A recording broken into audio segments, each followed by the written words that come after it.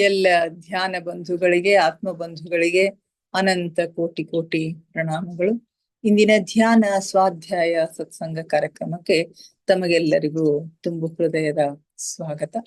ಮೊಟ್ಟ ಮೊದಲಿಗೆ ನಮ್ಮೆಲ್ಲರ ಧ್ಯಾನ ಗುರುಗಳಾದ ಪರಮ ಪೂಜ್ಯರಾದ ಬ್ರಹ್ಮರ್ಷಿ ಪಿತಾಮಹ ಡಾಕ್ಟರ್ ಸುಭಾಷ್ ಪತ್ರಿಜಿಯವರ ಚರಣ ಕಮಲಗಳಿಗೆ ವಂದಿಸುತ್ತಾ, ಗುರುಮಾತಾ ಸ್ವರ್ಣಮಾಲಾ ಅಮ್ಮನವರ ಪಾದ ಕಮಲಗಳಿಗೆ ನಮಿಸುತ್ತಾ, ನಮ್ಮೆಲ್ಲರ ಚೈತನ್ಯ ಶಕ್ತಿಯಾಗಿರ್ತಕ್ಕಂಥ ಮಾವತಾರ್ ಬಾಬಾ ಅವರನ್ನ ನಮ್ಮ ಹೃನ್ಮಂದಿರದಲ್ಲಿ ಸ್ಮರಿಸುತ್ತ, ನನ್ನ ಗುರುಗಳಾದ ತಟ್ವಾಲಿ ಬಾಬಾ, ಬರ್ಫಾನಿ ಬಾಬಾ, ಮಹದಾನಂದ ಬಾಬಾಜಿಯವರನ್ನ ನನ್ನ ಹೃದಯ ಮಂದಿರದಲ್ಲಿ ಸ್ಮರಿಸುತ್ತ, ನನ್ನ ಮಾರ್ಗದರ್ಶಕ ಗುರುಗಳಾದ ಡಾಕ್ಟರ್ ಜೀವನ್ಧರ್ ಕೇತಪ್ಪ ಸರ್ ಅವರಿಗೆ ವಂದಿಸುತ್ತ, ಅಯ್ಯಪ್ಪ ಪಿಂಡಿ ಸರ್ ಅವರಿಗೆ ವಂದಿಸುತ್ತ, ಎಲ್ಲ ಆಸ್ಟ್ರಲ್ ಮಾಸ್ಟರ್ಸ್ಗಳಿಗೆ, ಪಿರಾಮಿಡ್ ಮಾಸ್ಟರ್ಸ್ಗಳಿಗೆ ವಂದಿಸುತ್ತ, ಸೀತಾ ಮಾತೆ, ಯಶೋಧರ ಮಾತೆ, ವಸುಂಧರಾ ಮಾತೆಯವರಿಗೆ ವಂದಿಸುತ್ತ, ಅವರೆಲ್ಲರ ಚೈತನ್ಯ ಶಕ್ತಿಯೊಂದಿಗೆ ನಮ್ಮ ಚೈತನ್ಯ ಶಕ್ತಿಯನ್ನು ಅನುಸಂಧಾನಗೊಳಿಸುತ್ತಾ ನಾವಿಂದಿನ ಸ್ವಾಧ್ಯಾಯವನ್ನ ಆರಂಭಿಸೋಣ. ಮಾಸ್ಟರ್ಸ್, ನಿಮಗೆಲ್ಲ ಗೊತ್ತಿರೋ ಹಾಗೆ ನಾವು ಸ್ವಾಧ್ಯಾಯಕ್ಕಾಗಿ ತೆಗೆದುಕೊಂಡಿರ್ತಕ್ಕಂಥ ಪುಸ್ತಕ ಆತ್ಮಾಯಣ. ಆತ್ಮಾಯಣದ ಒಂದು ಪಯಣದಲ್ಲಿ ನಾವಿದ್ದೇವೆ ಮಾಸ್ಟರ್ಸ್. ಇದುವರೆಗೆ ಏನೆಲ್ಲವನ್ನು ನಾವು ನೋಡ್ದೆವು ಅಂತಂದ್ರೆ, ನಮ್ಮ ಮೂಲ ಲೇಖಕರಾಗಿರ್ತಕ್ಕಂಥ ಪೀಟರ್ ರೆಶ್ಲೋ ಅವರು 2ನೇ ಬಾರಿ ಸೂಕ್ಷ್ಮ ಶರೀರ ಯಾನವನ್ನ ಮಾಡ್ತಾ ಆ ಗಂಧರ್ವರು ಏರ್ಪಡಿಸಿರ್ತಕ್ಕಂಥ ಒಂದು ಅಭೂತಪೂರ್ವವಾಗಿರ್ತಕ್ಕಂಥ ಒಂದು ಸಂಗೀತ ಕಾರ್ಯಕ್ರಮವನ್ನ ಅಟೆಂಡ್ ಮಾಡ್ಕೊಂಡು ಅದರ ಗುಂಗಿನಲ್ಲಿನೇ ಇನ್ನು ಇರ್ತಾರೆ. ಆಗ ಅವರ ಗುರುಗಳು ಇವರಿಗೆ ಈ ಕಾರ್ಯಕ್ರಮ ಮುಕ್ತಾಯ ಆಗ್ಯದ, ಈಗ ಇದನ್ನ ಇಲ್ಲಿ ಏನೇನೆಲ್ಲ ನೋಡಿದ್ಯಾ ಅದೆಲ್ಲವನ್ನು ನೀನು ಟಿಪ್ಪಣಿ ಮಾಡ್ಬೇಕು ಅಂತಂದಾಗ ಅವ್ರಿಗೆ ಒಂದು ರೀತಿಯ ಆಘಾತ ಆದಂಗ ಆಗ್ತದೆ. ಯಾಕಂದ್ರೆ ಅದನ್ನ ಸಂಪೂರ್ಣವಾಗಿ ಲಕ್ಷ್ಯ ಕೊಟ್ಟು ಅವರು ನೋಡಿರೋದಿಲ್ಲ. ಅದರ ಹಿಂದಿನ ಉದ್ದೇಶವನ್ನ ಅವರು ವಿಚಾರ ಮಾಡ್ತಾ ಹೋಗ್ತಾ ಇರ್ತಾರೆ. ಹೀಗೆ ಅಷ್ಟರಲ್ಲಿನೇ ಡೆಫ್ನಿಯ ಮನೆಗೆ ಹೋಗ್ಬೇಕು ಅಂತಕ್ಕಂಥ ಒಂದು ವಿಚಾರದಿಂದ ಡೆಫ್ನಿಯು ತನ್ನ ಕುಟೀರವನ್ನ ತೋರಿಸುವುದಕ್ಕಾಗಿ ಇವರನ್ನ ಕರೆದುಕೊಂಡು ಹೋಗ್ತಾಳೆ. ಅವಳ ಮನೆಗೆ ಬರ್ತಕ್ಕಂಥ ಒಂದು ಸಂದರ್ಭದಲ್ಲಿ ಮಧ್ಯ ಮಧ್ಯೆ ಇರ್ತಕ್ಕಂಥ ಎಲ್ಲ ಪ್ರದೇಶಗಳನ್ನ, ಅಲ್ಲಿರ್ತಕ್ಕಂಥ ವಿವಿಧ ವಿನ್ಯಾಸದ ಮನೆಗಳನ್ನ ಅವರು ನೋಡ್ತಾ ನೋಡ್ತಾ ಮುಂದೆ ಬರ್ತಾ ಇರ್ತಾರೆ. ಅಲ್ಲಿಯ ಕೆಲವೊಂದು ಮನೆಗಳು ಇಂಗ್ಲೆಂಡಿನ ಯಾವುದೋ ಹಳ್ಳಿಯಿಂದ ತಂದು ಎತ್ತಿಟ್ಟಾರೇನೋ ಅನ್ನೋ ಹಾಗೆ ಇರ್ತಾವು. ಇನ್ನು ಕೆಲವೊಂದು ಮನೆಗಳು ದಕ್ಷಿಣ ಫ್ರಾನ್ಸ್ ನ ಮನೆಗಳಂತೆ ಮನೆಗಳನ್ನ ನೆನಪಿಸುವಂತಹ ಮನೆಗಳಿರ್ತಾವು. ಇನ್ನು ಕೆಲವು ಶುದ್ಧ ಇಟಾಲಿಯನ್ ಶೈಲಿಯ ಮನೆಗಳಿರ್ತಾವು. ಸೊ ಇವರಿಗೆ, ಅದರಲ್ಲೂ ಪೀಟರ್ ರೆಶ್ಲೋ ಅವರಿಗೆ ವಾಸ್ತುಶಿಲ್ಪದ ಬಗ್ಗೆ ಒಳ್ಳೆಯ ಒಂದು ಅಭಿರುಚಿ ಇರೋದ್ರಿಂದ, ಅದನ್ನ ಗುರುತಿಸೋದ್ರಿಂದ ಅವೆಲ್ಲವುಗಳನ್ನ ತುಂಬಾ ಏನಂತಾರೆ ಸೂಕ್ಷ್ಮವಾಗಿ ವೀಕ್ಷಣೆ ಮಾಡ್ತಾ ಅವರು ಪ್ರಯಾಣವನ್ನ ಮುಂದೆ ಸಾಗಿಸ್ತಾ ಇರ್ತಾರೆ. ಈ ಅದ್ಭುತ ದೃಶ್ಯವನ್ನು ಇನ್ನಷ್ಟು ಹೊತ್ತು ಇದೇ ರೀತಿ ನಾನು ಅವಲೋಕಿಸಬಹುದಾಗಿತ್ತು. ಈ ಅದ್ಭುತವಾಗಿರ್ತಕ್ಕಂಥ ದೃಶ್ಯವನ್ನ ಇನ್ನೂ ಸ್ವಲ್ಪ ಹೊತ್ತು ನಾನು ಇದೇ ರೀತಿಯಾಗಿ ಆಸ್ವಾದನೆ ಮಾಡಬಹುದಾಗಿತ್ತು. ಆದ್ರೆ ಡೆಫ್ನಿಯು ನಮ್ಮನ್ನು ತನ್ನ ಮನೆಗೆ ಕರೆದುಕೊಂಡು ಹೋಗಲು ಚಡಪಡಿಸ್ತಾ ಇರ್ತಕ್ಕಂಥದ್ದು ನಮ್ಮ ಅನುಭವಕ್ಕೆ ಬಂತು ಅಂತ ಹೇಳಿ ಹೇಳ್ತಾರೆ. ಡೆಫ್ನಿಯು ಅವರನ್ನ ತನ್ನ ಮನೆಗೆ ಕರೆದುಕೊಂಡು ಹೋಗ್ಲಿಕ್ಕೆ ಅವಳು ಚಡಪಡಿಸ್ತಾ ಇದ್ಲು ಅಂತಕ್ಕಂಥದ್ದು ಇವರ ಅನುಭವಕ್ಕೆ ಬರ್ತದೆ. ಹೀಗಾಗಿ ಅವಳನ್ನ ಹಿಂಬಾಲಿಸುತ್ತಾ ಒಂದು ಹಳ್ಳಿಯ ರಸ್ತೆಯ ಮೇಲೆ ಸುಮಾರು 200 ಗಜ ದೂರ ಹೋಗ್ತಾರೆ. ಒಂದು ಹಳ್ಳಿಯ ರಸ್ತೆಯ ಮೇಲೆ ಸುಮಾರು 200 ಗಜಗಳಷ್ಟು ದೂರ ಹೋಗ್ತಾರೆ. ಒಂದು ಗೇಟಿನ ಮೂಲಕ ನಮ್ಮನ್ನೊಂದು ಉದ್ಯಾನದಲ್ಲಿ ಅವಳು ಕರೆದೊಯ್ತಾಳೆ. ಒಂದು ಗೇಟಿನ ಮುಖಾಂತರ ಒಂದು ಉದ್ಯಾನ, ಸುಂದರವಾಗಿರ್ತಕ್ಕಂಥ ಉದ್ಯಾನದಲ್ಲಿ ಅವಳು ಕರ್ಕೊಂಡು ಹೋಗ್ತಾಳೆ. ಇಲ್ಲಿಯ ಬಣ್ಣಗಳ ಹೊಳೆಯುವಿಕೆಯು ನಿಜಕ್ಕೂ ಪ್ರೇಕ್ಷಣೀಯವಾಗಿತ್ತು. ಆ ಉದ್ಯಾನದಲ್ಲಿ ಆ ಬಣ್ಣಗಳ ಹೊಳೆಯುವಿಕೆಯು ನೋಡ್ಲಿಕ್ಕೆ ಪ್ರೇಕ್ಷಣೀಯವಾಗಿತ್ತು ಅಂತ ಹೇಳಿ ಹೇಳ್ತಾರೆ. ಅವಳ ಕುಟೀರವನ್ನು ಕನಸಿನ ಮನೆ ಎನ್ನಬಹುದಾಗಿತ್ತು. ಅಷ್ಟು ಸುಂದರವಾಗಿತ್ತು ಅವಳ ಕುಟೀರ. ಹೇಗಿತ್ತು ಅಂದ್ರೆ ಯಾವುದೋ ಒಂದು ಕನಸಿನಲ್ಲಿ ನೋಡಿರ್ತಕ್ಕಂಥ ಒಂದು ಮನೆ ಅನ್ನಬಹುದು. ಅದರ ವಿನ್ಯಾಸವು ತಕ್ಷಣವೇ ನನಗೆ ಇಷ್ಟ ಆಯ್ತು, ಅದರ ವಿನ್ಯಾಸ ನನಗೆ ತುಂಬಾ ಇಷ್ಟ ಆಯ್ತು ಅಂತ ಲೇಖಕರು ಹೇಳ್ತಾರೆ. ಪೋರ್ಚ್ ಎದುರು ಪುಟ್ಟ ಲಾನ್ ಇತ್ತು. ಅಲ್ಲಿ ಒಂದು ಪೋರ್ಚ್ ಇರುತ್ತೆ, ಅದ್ರ ಎದುರು ಪುಟ್ಟ ಲಾನ್ ಇತ್ತು. ಅದರ ಮಧ್ಯದಲ್ಲೊಂದು ದಟ್ಟ ನೆರಳು ನೀಡುವಂತಹ ಒಂದು ಮರ ಇತ್ತು. ದಟ್ಟವಾಗಿರ್ತಕ್ಕಂಥ ದಟ್ಟ ನೆರಳನ್ನ ನೀಡ್ತಕ್ಕಂಥ ಒಂದು ಮರ ಇರ್ತದ. ಅದರ ಕೆಳಗೆ ಕುರ್ಚಿಗಳನ್ನ ಹಾಕಿರ್ತಾರೆ. ಆ ಕುರ್ಚಿಗಳು ಬಹಳ ಆರಾಮದಾಯಕ ಮತ್ತು ಆಕರ್ಷಕವಾಗಿದ್ವು. ಅಷ್ಟೇ ಅಲ್ಲದೆ ಆ ಕುರ್ಚಿಗಳ ಮೇಲೆ ಪ್ರಿಂಟ್ ಮಾಡಿದ ಬಟ್ಟೆಯ ಮೆತ್ತನೆಯ ದಿಂಬುಗಳನ್ನ ಅಲ್ಲಿ ಹಾಕಿರ್ತಾರೆ. ಈ ಸೂಕ್ಷ್ಮ ಜಗತ್ತಿನಲ್ಲಿ ಎಷ್ಟೊಂದು ಸುಖವಿದೆ ಅಂತ ಹೇಳಿ ಲೇಖಕರಿಗೆ ಅನಿಸ್ತದೆ. ಯಾಕಂದ್ರೆ ಇಲ್ಲಿ ಮಳೆ ಆಗುವ ಭಯ ಇಲ್ಲ, ಕಳ್ಳರಿಂದ ಕಳ್ಳತನ ಆಗ್ತದಂತಕ್ಕಂಥ ಭಯ ಇಲ್ಲ, ಸಾಮಾನುಗಳನ್ನು ಎಷ್ಟು ಹೊತ್ತು ಬೇಕಾದ್ರೂ ಅಷ್ಟೊತ್ತು ಹಾಗೆ ಹೊರಗಡೆನೆ ಬಿಟ್ಟು ಬಿಡಬಹುದು ಎನ್ನುವುದು ಅವ್ರಿಗೆ ತಕ್ಷಣಕ್ಕೆ ಗಮನಕ್ಕೆ ಬರ್ತದ. ಎಷ್ಟೊಂದು ಆರಾಮದಾಯಕವಾಗಿರ್ತಕ್ಕಂಥ ಒಂದು ಬದುಕು ಇಲ್ಲದ ಅಂತಕ್ಕಂಥ ಸಂಗತಿ ಅವ್ರಿಗೆ ಗೊತ್ತಾಗ್ತದೆ. ನಾವು ಕಾಟೇಜ್ ಒಳಗೆ ಹೋದೆವು. ಆ ಡೆಫ್ನಿಯ ಮನೆಯ ಒಳಗೆ, ಅವಳ ಒಂದು ಪುಟ್ಟ ಗುಡಿಸಲಿನ ಒಳಗೆ ಅವರು ಬರ್ತಾರೆ. ಡೆಫ್ನಿಯು ತನ್ನ ಮನೆಯಲ್ಲಿಯ ಎಲ್ಲಕ್ಕಿಂತ ದೊಡ್ಡದಾದ ರೂಮನ್ನ ತೋರಿಸ್ತಾಳ. ತನ್ನ ಮನೆಯಲ್ಲಿ ಇರ್ತಕ್ಕಂಥ ಎಲ್ಲಕ್ಕಿಂತ ವಿಶಾಲವಾಗಿರ್ತಕ್ಕಂಥ ದೊಡ್ಡದಾಗಿರ್ತಕ್ಕಂಥ ರೂಮನ್ನ ತೋರಿಸ್ತಾಳ. ಅದು ಒಂದು ಆರಾಮ ಕೋಣೆಯಂತೆ ಇದರಲ್ಲಿ ಮೆತ್ತನೆಯ ಗಾದಿಯ ತೆಕ್ಕೆಗಳು, ಆರಾಮ ಕುರ್ಚಿಗಳು, ವಿನ್ಯಾಸಕ್ಕೆ ತಕ್ಕ ಟೇಬಲ್ಗಳು ಮತ್ತಿತರ ಸಣ್ಣ ಕುರ್ಚಿಗಳನ್ನ ಇಡಲಾಯಿತು. ಆ ಒಂದು ದೊಡ್ಡ ಕೋಣೆಯಲ್ಲಿ, ದೊಡ್ಡದಾಗಿರ್ತಕ್ಕಂಥ ರೂಮಿನಲ್ಲಿ ಅದೊಂದು ಆರಾಮ ಕೋಣೆಯ ಹಾಗೆ ಅಲ್ಲಲ್ಲಿ ಮೆತ್ತನೆಯ ಗಾದಿಗಳನ್ನ ಹಾಕಿರ್ತಾರೆ, ತೆಕ್ಕೆಗಳನ್ನ ಇಟ್ಟಿರ್ತಾರೆ, ಆರಾಮ್ ಕುರ್ಚಿಗಳನ್ನ ಇಟ್ಟಿರ್ತಾರೆ. ಅಲ್ಲಿಯ ವಿನ್ಯಾಸಕ್ಕೆ ತಕ್ಕ ಹಾಗೆ ಟೇಬಲ್ಗಳನ್ನ ಮತ್ತಿತರ ಸಣ್ಣ ಪುಟ್ಟ ಕುರ್ಚಿಗಳನ್ನ ಅಲ್ಲಿ ಇಡ್ತಾರೆ. ಒಂದು ಮೂಲೆಯಲ್ಲಿ ಸಣ್ಣ ಪಿಯಾನೋ ಕೂಡ ಇರುತ್ತೆ. ಪಿಯಾನೋವನ್ನ ಶೃಂಗರಿಸಲಾಗಿತ್ತು ಅಂತ ಹೇಳಿ ಹೇಳ್ತಾರೆ. ಇಲ್ಲಿ ಯಾವುದೇ ಆಡಂಬರದ ಪ್ರದರ್ಶನವಿರ್ಲಿಲ್ಲ. ಇಷ್ಟೆಲ್ಲ ಸುಂದರವಾಗಿದ್ರು ಕೂಡ ಅಲ್ಲಿ ಯಾವುದೇ ರೀತಿಯ ಕೃತ್ರಿಮತೆ, ಆಡಂಬರ ಅಂತಕ್ಕಂಥದ್ದು ಅಲ್ಲಿ ಕಂಡು ಬರ್ತಾ ಇರ್ಲಿಲ್ಲ. ಆದ್ರೆ ಮಾಲೀಕಳ ಸಾಮಾನ್ಯವಾಗಿ ಈ ಜಗತ್ತಿನಲ್ಲಿ ಸಾಧ್ಯವಿರಲಾರದಂತಹ ಸ್ವಂತ ವಿಚಾರಗಳು ಅಲ್ಲಿ ಎದ್ದು ಕಾಣ್ತಾ ಇದ್ವು. ಈ ಜಗತ್ತಿನಲ್ಲಿ, ಭೌತಿಕ ಜಗತ್ತಿನಲ್ಲಿ ಸಾಧ್ಯವಾಗದೇ ಇರ್ತಕ್ಕಂಥ ಕೆಲವು ವಿಚಾರಗಳು ಅಲ್ಲಿ ಎದ್ದು ಕಾಣ್ತಾ ಇದ್ವು. ಯಾಕಂದ್ರೆ ಅವುಗಳ ಬೆಲೆ ಅಷ್ಟೊಂದು ಅಧಿಕವಾಗಿತ್ತು ಅಂತ ಹೇಳ್ತಾರೆ. ಸೂಕ್ಷ್ಮ ಲೋಕದಲ್ಲಿ ಇದರ ಯಾವುದೇ ಪರಿಧಿ ಇಲ್ಲ. ಇಂಥ ಅಲಂಕಾರಗಳನ್ನ ಮಾಡ್ಲಿಕ್ಕೆ ಯಾವುದೇ ಪರಿಧಿ ಅಂತಕ್ಕಂಥದ್ದು, ಮಿತಿ ಅಂತಕ್ಕಂಥದ್ದು ಅಲ್ಲಿ ಇಲ್ಲವೇ ಇಲ್ಲ. ಕೋಣೆಯನ್ನು ನೋಡುತ್ತಿದ್ದಂತೆಯೇ ಇದರ ಮಾಲೀಕಳಿಗೆ ಒಳ್ಳೆಯ ಅಭಿರುಚಿ ಇದೆ, ಅತ್ಯಂತ ಕಲಾತ್ಮಕವಾಗಿರ್ತಕ್ಕಂಥ ಅಭಿರುಚಿ ಇದೆ. ಆದ್ರೆ ಅವಳಿಗೆ ಅದನ್ನು ತೋರಿಸುವ ಯಾವುದೇ ಬಯಕೆ ಇಲ್ಲ ಅಂತಕ್ಕಂಥದ್ದು ಗೊತ್ತಾಗ್ತಾ ಇತ್ತು. ಅಲ್ಲಿರ್ತಕ್ಕಂಥ ಎಲ್ಲ ಸುಂದರವಾಗಿ ಜೋಡಿಸಿರ್ತಕ್ಕಂಥ ಒಂದು ಜೋಡಣೆಯನ್ನ ನೋಡಿದಾಗ ಮಾಲೀಕಳಿಗೆ ಇದರ ಈ ಮನೆಯ ಒಡತಿಗೆ ಕಲಾತ್ಮಕವಾಗಿರ್ತಕ್ಕಂಥ ಒಂದು ಅಭಿರುಚಿ ಇದೆ. ಅಷ್ಟಲ್ದೇನೆ ಅವಳಿಗೆ ಇವುಗಳನ್ನೆಲ್ಲ ತೋರಿಸ್ತಕ್ಕಂಥ ಒಂದು ಬಯಕೆ ಇಲ್ಲ ಅಂತಕ್ಕಂಥದ್ದು ಗೊತ್ತಾಗ್ತಾ ಇತ್ತು. ಇಲ್ಲಿ ಇಡೀ ವಿಶ್ರಾಮ ಕೋಣೆಯ ಉದ್ದಕ್ಕೂ ಹರಡಿಕೊಂಡಿರುವ ವಿಶಾಲ ಕಿಟಕಿಗಳಿಂದ ಬೆಳಕು ಒಳಗೆ ಸಾಕಷ್ಟು ಹರಿದು ಬರ್ತಾ ಇತ್ತು. ವಿಶಾಲವಾಗಿರ್ತಕ್ಕಂಥ ದೊಡ್ಡ ದೊಡ್ಡ ಕಿಟಕಿಗಳಿದ್ರು. ಆ ಕಿಟಕಿಗಳ ಮುಖಾಂತರ ಸಾಕಷ್ಟು ಗಾಳಿ, ಬೆಳಕು ಹರಿದು ಬರ್ತಾ ಇತ್ತು. ಕೋಣೆಯ ಫರ್ನಿಚರ್ ಗಳ ಮೇಲೆ ಹಾಕಿದ ಬಟ್ಟೆಯ ಬಣ್ಣವು ಪರದೆ ಹಾಗೂ ರತ್ನಗಂಬಳಿಯ ಬಣ್ಣದೊಂದಿಗೆ ಬಹಳ ಹೊಂದಾಣಿಕೆ ಆಗ್ತಾ ಇತ್ತು. ಎಲ್ಲಕ್ಕೂ ಮ್ಯಾಚಿಂಗ್ ಆಗೋ ಹಾಗೆ ಫರ್ನಿಚರ್ ಗಳ ಮೇಲೆ ಹಾಕಿರ್ತಕ್ಕಂಥ ಬಟ್ಟೆಯ ಬಣ್ಣ, ಆ ಪರದೆಗೆ ಮತ್ತು ಕೆಳಗೆ ಹಾಸಿರ್ತಕ್ಕಂಥ ರತ್ನಗಂಬಳಿ ಅವೆಲ್ಲ ಅವುಗಳ ಬಣ್ಣಗಳಿಗೆ ಸೂಟಬಲ್ ಆಗಿ ಇತ್ತು. ಪರಿಪೂರ್ಣತೆಯನ್ನು ಹೊಂದುವುದು ನಿಮ್ಮ ಇಚ್ಛೆಯಾಗಿದ್ದಲ್ಲಿ ಅದನ್ನು ಇಲ್ಲಿ ಬಹಳ ಸುಲಭವಾಗಿ ಸಾಧಿಸಬಹುದು. ಒಂದು ಪರ್ಫೆಕ್ಷನ್ ಅಂತಕ್ಕಂಥದ್ದು, ಯಾವುದೇ ಒಂದು ಕೆಲಸದಲ್ಲಿ ಪರ್ಫೆಕ್ಷನ್ ಅನ್ನ ನಾವು, ಪರಿಪೂರ್ಣತೆಯನ್ನ ಸಾಧಿಸಬೇಕಾದ್ರೆ ಅದು ಸೂಕ್ಷ್ಮ ಲೋಕದಲ್ಲಿ ಬಹಳ ಸುಲಭವಾಗಿ ಸಾಧಿಸಬಹುದು ಅಂತ ಹೇಳ್ತಾರೆ. ಯಾಕಂದ್ರೆ ನಮ್ಮ ಜಗತ್ತಿನಲ್ಲಿ ಒಬ್ಬ ವ್ಯಕ್ತಿ ವರ್ಷಾನುಗಟ್ಟಲೆ ಹುಡುಕಿದ್ರೂ ಇಷ್ಟೊಂದು ಹೊಂದಾಣಿಕೆ ಆಗ್ತಕ್ಕಂಥ ಇರಾನಿ ಕಾರ್ಪೆಟ್ ಸಿಗುವುದು ಸಾಧ್ಯ ಇಲ್ಲ ಅಂತ ಹೇಳ್ತಾರೆ. ಗೋಡೆಗಳ ಬಣ್ಣ ಆನೆಯ ದಂತದ ಬಣ್ಣದಂತೆ ಇತ್ತು. ಗೋಡೆಯ ಬಣ್ಣ ಆನೆಯ ದಂತ ಅಂತಂದ್ರೆ ಕ್ರೀಮ್ ಕಲರ್ ಇರ್ತಕ್ಕಂಥ ಬಣ್ಣ ಇರ್ತದ. ಅವುಗಳ ಮೇಲೆ ಕೆಲವು ಚಿತ್ರ ನಕಾಶೆಗಳನ್ನ ಹಾಕಿದ್ರು. ಕೆಲವು ಗೋಡೆಗಳ ಮೇಲೆ ಸುಂದರ ವಾಟರ್ ಕಲರ್ ನಿಂದ ಮಾಡಿರ್ತಕ್ಕಂಥ ಪೇಂಟಿಂಗ್ಸ್ ಗಳಿದ್ದವು. ಉಳಿದ ಗೋಡೆಗಳು ಖಾಲಿ ಇದ್ದವು. ಈ ಕೋಣೆಯಲ್ಲಿ ಕುಳಿತುಕೊಳ್ಳಲು ಮನಸ್ಸಾಗ್ತಾ ಇತ್ತು. ಆ ಕೋಣೆಯನ್ನು ನೋಡಿದ ತಕ್ಷಣ ಅಲ್ಲಿ ಕುಳಿತುಕೊಳ್ಳಬೇಕು, ಆರಾಮವಾಗಿ ಕುಳಿತುಕೊಳ್ಬೇಕು ಅಂತ ಮನಸ್ಸಾಗ್ತಾ ಇತ್ತು. ಇದು ಮನೆ ಎನಿಸ್ತಾ ಇತ್ತು. ಇದು ಕೇವಲ ತೋರಿಸುವುದಕ್ಕಾಗಿ ಇರುವ ಕೋಣೆಯಲ್ಲ. ಕೋಣೆಯಲ್ಲಿ ಅಡ್ಡಾಡಿದ ಮಾತ್ರಕ್ಕೆ ಇದರೊಳಗೆ ಇರುವವರು ಎಂಥವರೆಂಬುದು ತಿಳಿದು ಬಿಡ್ತಾ ಇತ್ತು. ಕೇವಲ ತೋರಿಕೆಗಾಗಿ ಇರ್ತಕ್ಕಂಥ ಮನೆ ಅಲ್ಲ. ಅಲ್ಲಿ ಒಂದು ಸುತ್ತಾಡಿದ್ರೆ ಸಾಕು, ಇಲ್ಲಿ ಮನೆಯಲ್ಲಿ ಇರ್ತಕ್ಕಂಥವ್ರು ಎಂಥವ್ರು ಅಂತಕ್ಕಂಥದ್ದು ಗೊತ್ತಾಗ್ತಾ ಇತ್ತು. ಡೆಫ್ನಿ ತನ್ನ ಮನೆಯನ್ನು ತೋರಿಸಲು ಅಷ್ಟೊಂದು ಏಕೆ ಚಡಪಡಿಸ್ತಾ ಇದ್ಲು ಅಂತಕ್ಕಂಥದ್ದು ನನಗೆ ಈಗ ಗೊತ್ತಾಯ್ತು ಅಂತಕ್ಕಂಥ ಮಾತನ್ನ ಪೀಟರ್ ರಶ್ಲ್ ಅವರು ಹೇಳ್ತಾರೆ. ಇದರಲ್ಲಿ ಪುಟ್ಟ ಕೋಣೆಯನ್ನ ಬೆಡ್ರೂಮಿನಂತೆ ಸಜ್ಜುಗೊಳಿಸಿತ್ತು. ಅವಿಶಾಲವಾಗಿರ್ತಕ್ಕಂಥ ಒಂದು ಮನೆಯಲ್ಲಿ, ಕುಟೀರದಲ್ಲಿ ಒಂದು ಪುಟ್ಟ ಕೋಣೆಯನ್ನ ಬೆಡ್ರೂಮಿನ ಹಾಗೆ ಸಜ್ಜುಗೊಳಿಸಿದ್ರು. ಒಂದು ಮೂಲೆಯಲ್ಲಿ ದಿವಾನನ್ನ ಹಾಕಲಾಗಿತ್ತು. ಅದರೊಂದಿಗೆ ಇತರ ವಸ್ತುಗಳು ಅಪರೂಪವಾಗಿ ಜೋಡಿಸಿ ಇಡಲ್ಪಟ್ಟಿದ್ದವು. ಒಂದು ಮೂಲೆಯಲ್ಲಿ ದಿವಾನನ್ನ ಹಾಕಿರ್ತಾರೆ ಮತ್ತು ಇತರ ವಸ್ತುಗಳು ಕೂಡ ಅಲ್ಲಿ ಜೋಡಿಸಲ್ಪಟ್ಟಿರ್ತಾವು. ನೋಡಿದ ತಕ್ಷಣ ಇದು ವಿಶಿಷ್ಟ ಮಹಿಳೆಯ ಕೋಣೆ ಅಂತ ಹೇಳಿ ಗೊತ್ತಾಗ್ತಾ ಇತ್ತು.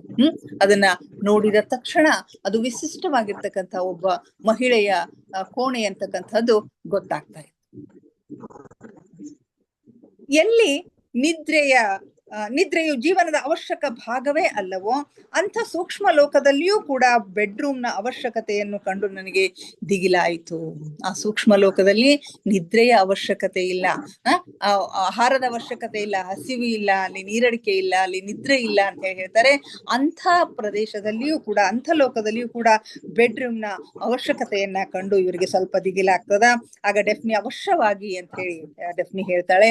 ಆದರೆ ಅದಕ್ಕಿಂತ ಮೊದಲು ಅವಳು ನನ್ನನ್ನು ಕುರ್ಚಿಗೆ ಬೆನ್ನು ತಾಗಿಸಿ ಆರಾಮ ಕುಳಿತುಕೊಳ್ಳಬೇಕು, ಹಾಗೆ ಕುಳಿತುಕೊಂಡು ಓದಬೇಕು, ಹಾಗೆ ಆಲೋಚಿಸುತ್ತಿರಬೇಕು ಎಂಬ ಬಯಕೆ ನನಗೆ ಎಂದಾದ್ರೂ ಒಮ್ಮೆ ಆಗುತ್ತದೆ ಎಂದು ಕೇಳಿದರು. ಆಗ ಆರಾಮ್ ಕುರ್ಚಿಯ ಮೇಲೆ ಆರಾಮಾಗಿ ಬೆನ್ನು ತಾಗಿ ಕುಳಿತು ಏನಾದ್ರೂ ಪುಸ್ತಕವನ್ನು ಓದ್ಬೇಕು ಅಥವಾ ಏನಾದ್ರೂ ಆಲೋಚನೆಯನ್ನ ಮಾಡ್ಬೇಕು ಅಂತಕ್ಕಂಥ ಒಂದು ಬಯಕೆ ಆಗ್ತಾ ಇದೆ ಏನೋ ಅಂತ ಕೇಳ್ತಾಳೆ. ಹೌದು, ಅವಶ್ಯವಾಗಿ ಆಗ್ತದ ಅಂತ ಹೇಳಿ ಉತ್ತರ ಕೊಡ್ತಾರೆ.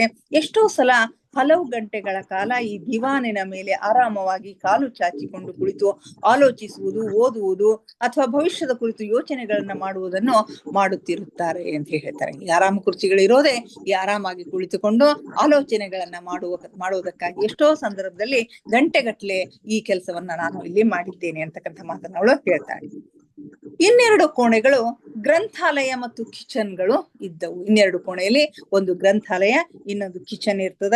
ಇನ್ನುಳಿದ ಎರಡು ಕೋಣೆಗಳಂತೆ ಗ್ರಂಥಾಲಯವೂ ಕೂಡ ಅದೇ ಪ್ರೇಮ ಮತ್ತು ಕಲಾಪೂರ್ಣ ಅಭಿರುಚಿಯಿಂದ ಸುಸಜ್ಜಿತಗೊಳಿಸಿತ್ತು. ಅಲ್ಲಿ ಗ್ರಂಥಾಲಯವನ್ನು ಕೂಡ ಅದೇ ಪ್ರೇಮದಿಂದ, ಅದೇ ಕಲಾತ್ಮಕವಾಗಿರ್ತಕ್ಕಂಥ ಒಂದು ಅಭಿರುಚಿಯಿಂದ ಸುಸಜ್ಜಿತಗೊಳಿಸಿದ್ರು. ಕೋಣೆಯ ಎರಡೂ ಗೋಡೆಗಳು ಅಲಮಾರಿನಿಂದ ಸುಸಜ್ಜಿತಗೊಂಡಿದ್ವು. ಎರಡೂ ಗೋಡೆಗಳಲ್ಲಿ ಅಲಮಾರ್, ಪುಸ್ತಕಗಳನ್ನ ಇಡ್ಲಿಕ್ಕೆ ಅಲ್ಮಾರಗಳಲ್ಲಿ ಇದ್ದವು.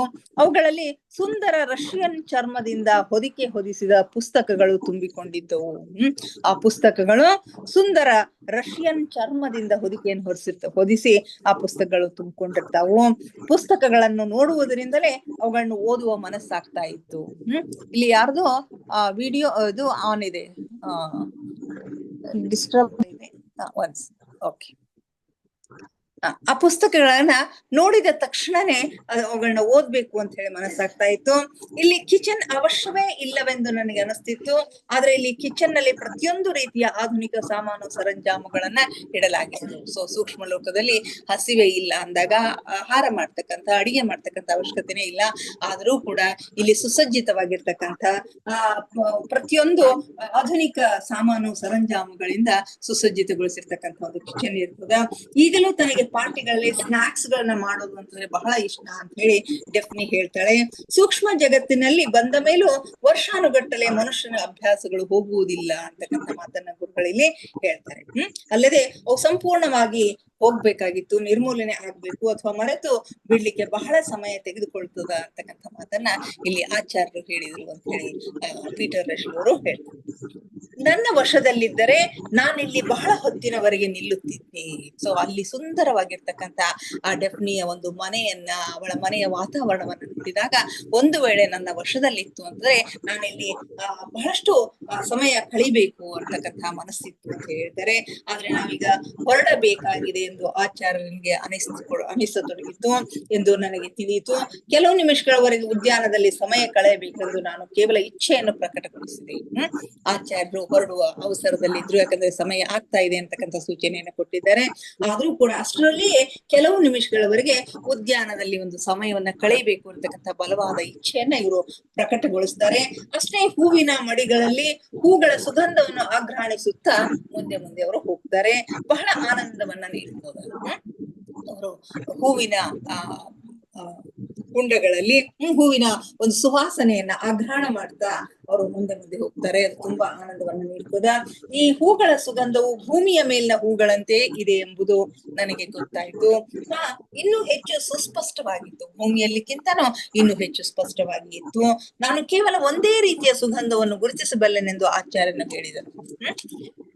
ಅದು ಒಂದು ವೇಳೆ ನಾನು ಅವುಗಳಿಂದ ಅಂಥದೇ ಸುಗಂಧವನ್ನು ಪಡೆಯಲು ಅಪೇಕ್ಷಿಸಿದರೆ ಮಾತ್ರ ಅಂತ ಹೇಳ್ತಾರೆ. ಇನ್ನ ಯಾವ ಹೂವಿನಿಂದ ಯಾವ ರೀತಿಯ ಸುಗಂಧವನ್ನು ನಾವು ಬರಬೇಕು ಅಂತ ಅಪೇಕ್ಷೆ ಮಾಡ್ತಾ ಇರ್ತೀವೋ ಅಂಥ ಸುಗಂಧನೆ ಬರ್ತದೆ ಅಂತ ಹೇಳ್ತಾರೆ.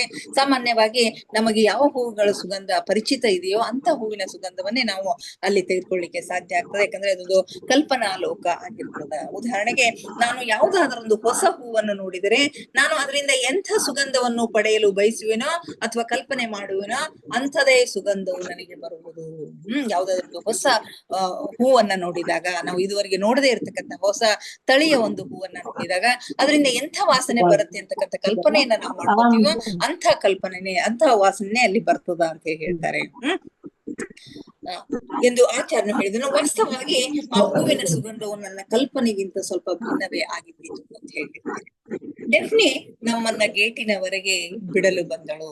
ತನ್ನ ಎಲ್ಲ ಮನೆಯನ್ನ ಸವಿಸ್ತಾರವಾಗಿ ತಿಳಿಸಿ ಆದ ನಂತರ ಇವರನ್ನ ಬಿಡ್ಲಿಕ್ಕೆ ಗೇಟಿನವರೆಗೆ ಡೆಫ್ನಿ ಬರ್ತಾಳೆ. ಅಲ್ಲಿ ಅವಳಿಗೆ ನಾವು ವಿದಾಯ ಹೇಳಿದೆವು. ಇಲ್ಲಿ ಬರಲು ನನಗೆ ಯಾವುದೇ ಅಡಚಣೆಗಳು ಇಲ್ಲದಿದ್ದರೆ ನಾನಿಲ್ಲಿ ಮತ್ತೊಮ್ಮೆ ಬರುವೆನೆಂದು ಅವಳಿಗೆ ಹೇಳಿದೆ. ನಾವು ಅಕಾಡೆಮಿ ಭವನದ ಮೇಲೆ ತೇಲುತ್ತಾ ಹೋದೆವು. ನನಗೆ ಇಲ್ಲಿ ಬರ್ಲಿಕ್ಕೆ ಯಾವುದೇ ಅಭ್ಯಂತರ ಇಲ್ಲ, ಅಡಚಣೆ ಇಲ್ಲ ಅಂತಾರೆ ನಾನು ಮತ್ತೊಂದು ಸಾರಿ ಬರ್ತೇನೆ, ನಿನ್ನ ಭೇಟಿ ಆಗ್ತೇನೆ ಅಂತಕ್ಕಂಥ ಮಾತನ್ನ ಪೀಟರ್ ರಶಲ್ ಅವರು ಡೆಫ್ನಿಗೆ ಹೇಳ್ತಾರೆ. ಆಮೇಲೆ ಹೇಳಿ ಅವಳಿಂದ ವಿದಾಯವನ್ನ ಹೇಳಿ ಅಕಾಡೆಮಿಯ ಭವನದ ಮೇಲೆ ತೇಲುತ್ತಾ ಬರ್ತಾರೆ. ನಾವು ಎಲ್ಲಿಂದ ಆರೋಹಣ ಆರಂಭಿಸಿದ್ದೆವು ಮತ್ತೆ ಅದೇ ಭೂಭಾಗದ ಮೇಲೆ ಇಳಿದೆವು. ಎಲ್ಲಿಂದ ಆರೋಹಣವನ್ನ ಮಾಡ್ತಾ ಇದ್ರು ಅದೇ ಭೂಭಾಗದಿಂದ ಅವರು ಅವರೋಹಣವನ್ನ ಇಳಿಕೆಯನ್ನ ಮಾಡಿದ್ರು. ಭವಿಷ್ಯದಲ್ಲಿ ಮತ್ತೆ ಇಲ್ಲಿ ತಲುಪಲು ಈ ವಿಚಾರ ರೂಪವನ್ನು ಹೊಂದುವುದಕ್ಕೋಸ್ಕರ ಮತ್ತೊಮ್ಮೆ ಈ ಭುವನದ ರೂಪರೇಖೆಗಳನ್ನು ಮನಸ್ಸಿನಲ್ಲಿ ತುಂಬಿಕೊಳ್ಳು ಎಂದು ಆಚಾರ್ಯರು ಹೇಳಿದ್ರು.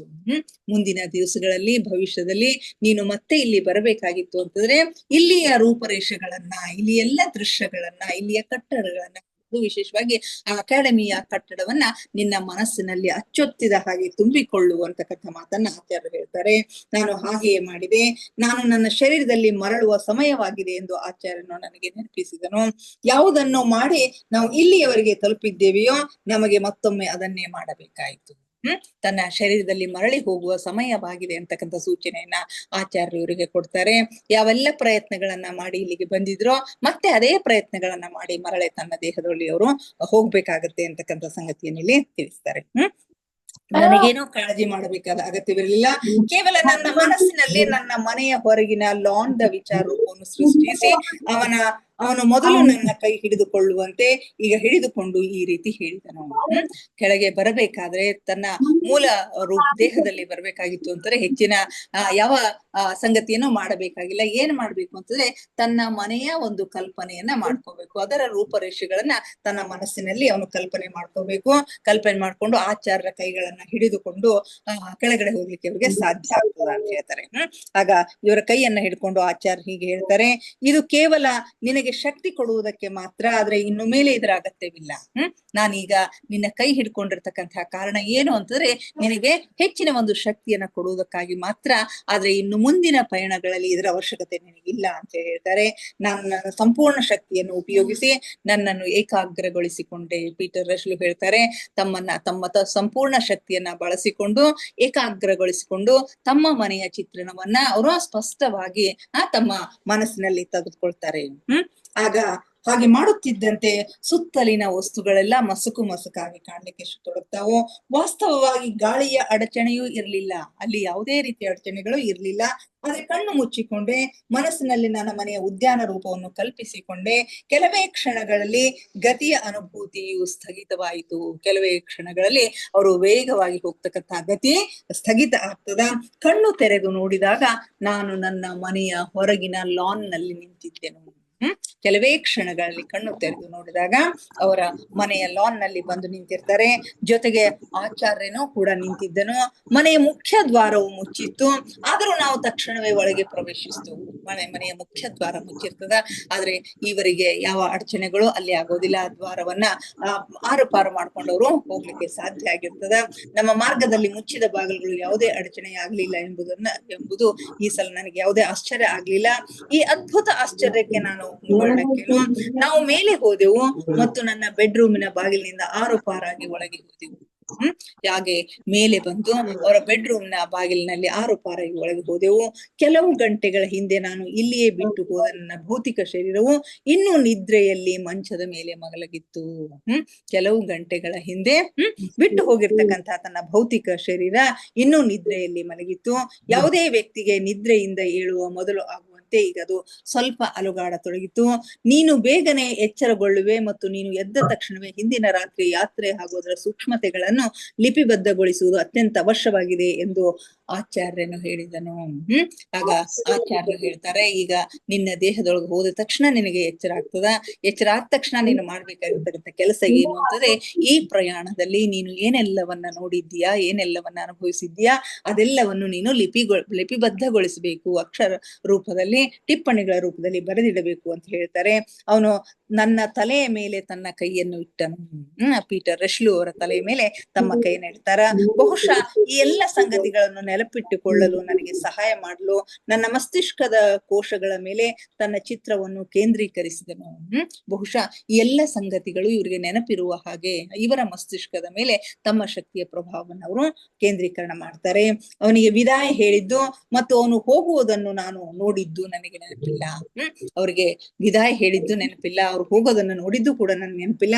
ಯಾಕಂದ್ರೆ ಕೆಲವೇ ಕ್ಷಣಗಳಲ್ಲಿ ನನಗೆ ನನ್ನ ಶರೀರದೊಳಗೆ ಪ್ರವೇಶಿಸುವ ತೀವ್ರ ಇಚ್ಛೆ ಉಂಟಾಯಿತು. ಅದರ ಅನುಭವ ಆಗ್ತದ.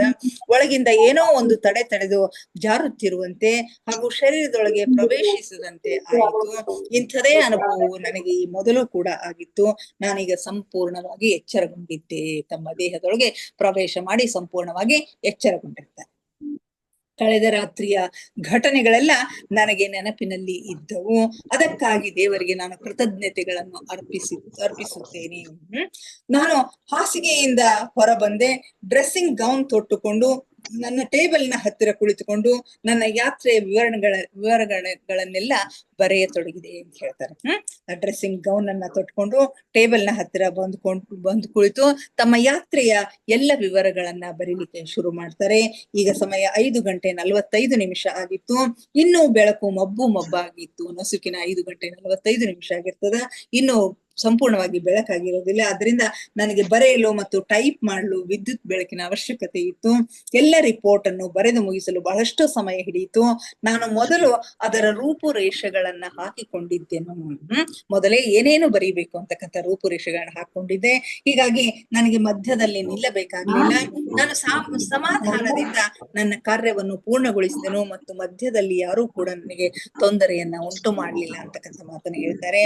ಉಪಹಾರದ ನಂತರ ನಾನು ನನ್ನ ರಿಪೋರ್ಟ್ ಅನ್ನ ಮತ್ತೊಂದು ಸಾರಿ ಓದಿದೆ. ಏಕೆಂದರೆ ನಾನು ಏನನ್ನು ಮರೆತಿಲ್ಲವೆಂಬುದನ್ನು ನನಗೆ ಖಾತ್ರಿ ಮಾಡ್ಕೊಳ್ಬೇಕಾಗಿತ್ತು ಅಂತ ಹೇಳ್ತಾರೆ. ಉಪಹಾರ ಮಾಡಿದ ನಂತರ ಮತ್ತೊಂದು ಸಾರಿ ತಾನು ಟಿಪ್ಪಣಿ ಮಾಡ್ಕೊಂಡಿರ್ತಕ್ಕಂಥ ಎಲ್ಲ ಪಾಯಿಂಟ್ಸ್ ಗಳನ್ನ ಮತ್ತೊಂದು ಸಾರಿ ಓದ್ತಾರೆ. ಯಾಕಂದ್ರೆ ಏನೋ ಮರೆತಿಲ್ಲ ಅಂತಕ್ಕಂಥದನ್ನ, ಯಾವುದೇ ವಿಷಯ ಬಿಟ್ಟು ಹೋಗಿಲ್ಲ ಅಂತಕ್ಕಂಥದನ್ನ ಅವರು ಖಾತ್ರಿ ಮಾಡ್ಕೊಳ್ಬೇಕಾಗಿತ್ತು. ಇಂದು ರಾತ್ರಿಯೂ ಸ್ವಯಂ ಪ್ರಯತ್ನದಿಂದ 3ನೇ ವಲಯದವರೆಗೆ ಡೆಫ್ನಿ ಕಾರ್ಯನಿರ್ವಹಿಸುತ್ತಿರುವ ಅಕಾಡೆಮಿಯನ್ನು ಮಹತ್ವದ ಗುರುತಾಗಿಟ್ಟುಕೊಂಡು ತಲುಪಲು ಬಯಸಿದ್ದೇನೆ. ಇವತ್ತಿನ ರಾತ್ರಿಯೂ ಕೂಡ ನಾನು 3ನೇ ವಲಯದವರೆಗೆ ಸ್ವಯಂ ಪ್ರಯತ್ನವನ್ನ ಮಾಡಿ ಸೂಕ್ಷ್ಮ ಶರೀರಯಾನವನ್ನು ಹೋಗಿ ಆ 3ನೇ ವಲಯದವರೆಗೆ ತಲುಪಬೇಕು. ಡೆಫ್ನಿ ಕೆಲಸ ಮಾಡ್ತಕ್ಕಂಥ ಅಕಾಡೆಮಿಯ ವರೆಗೆನು ಹೋಗಿ ಬರಬೇಕು ಅಂತಕ್ಕಂಥ ಒಂದು ಬಲವಾದ ಇಚ್ಛೆಯನ್ನ ಅವರು ಹೊಂದಿರ್ತಾರೆ. ನಿಜವಾಗಿಯೂ ನಾನು ಬಹಳ ಉತ್ತೇಜಿತನಾಗಿದ್ದೆ. ಈ ಸಲ ಹಂಚಿಕೊಳ್ಳುವುದಕ್ಕಾಗಿ ನನ್ನಲ್ಲಿ ಬಹಳಷ್ಟು ಸಂಗತಿಗಳಿವೆ. ಈ ಸರಿ ಹಂಚಿಕೊಳ್ಳಿಕ್ಕೆ ನನಗೆ ಬಹಳಷ್ಟು ಸಂಗತಿಗಳಿವೆ. ಯಾಕಂದ್ರೆ ಈಗ ಕಾನ್ಫಿಡೆನ್ಸ್ ಹೆಚ್ಚು ಬಂದು 2 ಬಾರಿ ಸೂಕ್ಷ್ಮ ಶರೀರಯಾನವನ್ನ ಮಾಡಿರೋದ್ರಿಂದ 3ನೆಯ ಬಾರಿ ಈ ಪ್ರಯತ್ನವನ್ನ ಮಾಡಿ ಅದರಲ್ಲಿ ಯಶಸ್ಸನ್ನ ಪಡಿಬೇಕು ಅಂತಕ್ಕಂಥ ಒಂದು ದೃಢವಾದ ನಿರ್ಧಾರವನ್ನ ಅವ್ರು ಮಾಡಿರ್ತಾರೆ. ಹೀಗಾಗಿ ಅವರು ತುಂಬಾ ಉತ್ತೇಜಿತರಾಗಿರ್ತಾರೆ. ಈ ಸಲ ಹಂಚಿಕೊಳ್ಳಿಕ್ಕೆ ನನಗೆ ಇನ್ನೂ ಹೆಚ್ಚಿನ ಸಂಗತಿಗಳದಾವು. ನನಗೆ ಬಹಳಷ್ಟು ಅದ್ಭುತಗಳನ್ನು ಸಾಧಿಸುವುದಾಗಲಿಲ್ಲವೆಂಬುದು ನಿಜ, ಆದ್ರೆ ನನಗೆ ಸಫಲತೆಯಂತೂ ದೊರೆತಿದೆ. ಈ ಸೂಕ್ಷ್ಮ ಶರೀರಯಾನದಿಂದ ಏನೆಲ್ಲ ಅದ್ಭುತವನ್ನ ಸಾಧಿಸ್ಲಿಕ್ಕೆ ನನಗೆ ಸಾಧ್ಯವಾಗದೆ ಹೋಗಿರಬಹುದು, ಆದರೆ ಇದರಲ್ಲಿ ನನಗೆ ಸಫಲತೆ ಸಿಕ್ಕಿದೆ ಅಂತಕ್ಕಂಥದ್ದು ನಿಜ. ಪ್ರಯಾಣದಿಂದ ಮರಳಿ ಬಂದ ಮೇಲೆ ನನಗೆ ಸ್ವಲ್ಪ ಹೊತ್ತು ದಣಿವು ಅನುಭವ ಆಯಿತು. ನಾನು ಮಲಗಲು ಹೊರಟೆ. ಕೆಲವು ನಿಮಿಷಗಳವರೆಗೆ ನಾನು ಒರಗಿಕೊಂಡು ಸ್ವಲ್ಪ ಓದುತ್ತಿದ್ದೆ. ಆಮೇಲೆ ವಿದ್ಯುತ್ ದೀಪ ಆರಿಸಿ ಮಲಗಲು ತೊಡಗಿದೆ. ನನ್ನ ಶರೀರ ಪಲ್ಲಂಗದ ಮೇಲೆ ಮಲಗಿದಾಗ ಹೇಗೆ ಕಾಣುತ್ತದೆ ಎಂಬುದನ್ನು ನನಗೆ ಇನ್ನೂ ನೆನಪಿತ್ತು. ಆದ್ದರಿಂದ ಈಗ ಯಾವುದೇ ಕಾಲ್ಪನಿಕ ದರ್ಪಣದಲ್ಲಿ ನನ್ನನ್ನು ನೋಡಿಕೊಳ್ಳುವ ಅವಶ್ಯಕತೆ ಇರಲಿಲ್ಲ. ಶರೀರ ಬಹಳಷ್ಟು ದಣಿವಾಗಿತ್ತು ಅಂತ ಹೇಳಿ ಬೇಗ ಮಲಗಲಿಕ್ಕೆ ಹೋಗ್ತಾರೆ. ಆದ್ರೆ ಮಲಗಿದ ತಕ್ಷಣ ತಮ್ಮ ದೇಹ ಹೇಗೆ ಕಾಣಿಸ್ತದ ಅಂತಕ್ಕಂಥದ್ದನ್ನ ದರ್ಪಣದಲ್ಲಿ ನೋಡ್ಕೊಳ್ಳುವ ಅವಶ್ಯಕತೆ ಇಲ್ಲ. ಯಾಕಂದ್ರೆ ಇನ್ನೂ ಆ ಒಂದು ನೆನಪು ರಿಫ್ರೆಶ್ ಆಗಿ ಅವರಲ್ಲಿ ಇರೋದ್ರಿಂದ ನಾನು ಶರೀರದಿಂದ ಜಾರಿ ಯಾವಾಗ ಹೊರ ಬಂದೆ ಅಂತಕ್ಕಂಥದ್ದು ನೆನಪಿಲ್ಲ ಅಂತ ಹೇಳ್ತಾರೆ. ಆದ್ರೆ ನಾನು ನನ್ನ ಕೋಣೆಯಲ್ಲಿ ನಿಂತಿದ್ದೇನೆ ಎಂಬುದು ಸತ್ಯ. ಕ್ಷಣಾರ್ಧದಲ್ಲಿನೇ ಅವರ ಸೂಕ್ಷ್ಮ ಶರೀರ ಭೌತಿಕ ಶರೀರದಿಂದ ಬೇರೆಯಾಗಿ ಆ ಕೋಣೆಯಲ್ಲಿ ಬಂದು ನಿಂತಿರ್ತದ. ನಾನು ನಿನ್ನೆ ಕೂಡ ನೋಡಿದಂತೆ ಶರೀರವು ಪಲ್ಲಂಗದ ಮೇಲೆ ಮಲಗಿತ್ತು.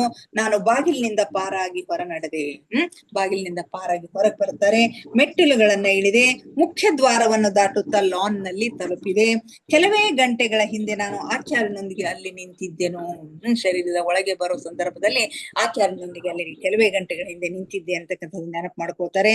ಬಹುಶಃ ಸಮಯ 10:30 ಆಗಿದ್ದಿರಬಹುದು.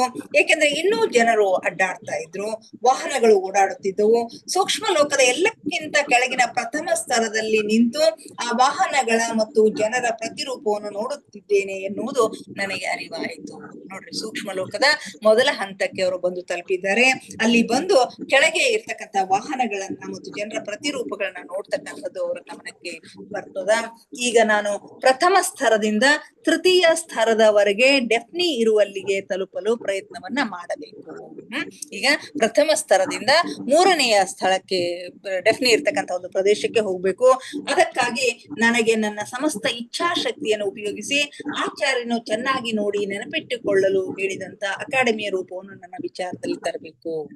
ಹಾಗೆ ಮಾಡ್ಬೇಕಾಗಿತ್ತು. 3ನೇ ಸ್ತರಕ್ಕೆ ಹೋಗ್ಬೇಕಾಗಿತ್ತು ಅಂತಂದ್ರೆ ಆ ಒಂದು ಅಕಾಡೆಮಿಯ ಚಿತ್ರಣವನ್ನ ನನ್ನ ಮನಸ್ಸಿನಲ್ಲಿ ಕೇಂದ್ರೀಕರಿಸಬೇಕು, ಅದನ್ನ ನೆನಪಿಗೆ ತೆಗೆದುಕೊಳ್ಬೇಕು ಅಂತ ಹೇಳ್ತಾರೆ. ಆಚಾರ್ಯರು ಹೇಳಿದ ಹಾಗೇನೆ ಇಲ್ಲಿ ಮಾಡ್ತಾರೆ. ನಾನು ಕಣ್ಣುಗಳನ್ನು ಮುಚ್ಚಿಕೊಂಡು ನನ್ನ ಇಚ್ಛಾಶಕ್ತಿಯ ಪ್ರತಿಯೊಂದು ಕಣವನ್ನು ಒಟ್ಟುಗೂಡಿಸಿದೆ.